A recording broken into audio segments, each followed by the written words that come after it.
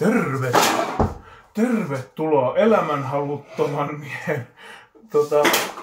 elämänhaluttoman miehen pizzan uunin avauslaatikon tutoriaalin pariin.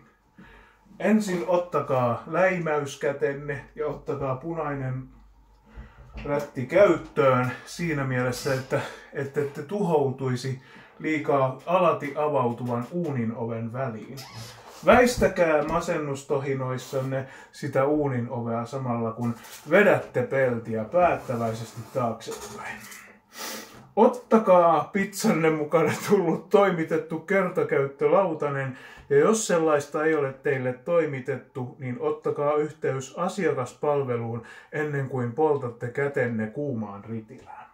Ottakaa pizza ulos sopivan parahultaisena, jokainen käyttää omaa vapaata harkintaansa siihen, kuinka pehmeä pizzan tulisi olla. Sulkekaa sen niminen merkkinen uuninne, minkä niminen merkkinen uuninne sattuu kullaisellakin pizzan uunin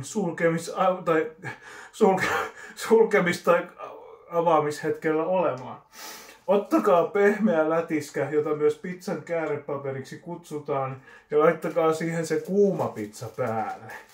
Sen jälkeen toimittakaa se lähimmälle syömisalttarille, älkääkä vahingossakaan tehkö mukbankki-videoitanne, ettei tapahtuisi sillä tavalla, että ihmiset luulevat teitä liian uutteraksi ja täten nimittävät teitä joksikin muuksi kuin.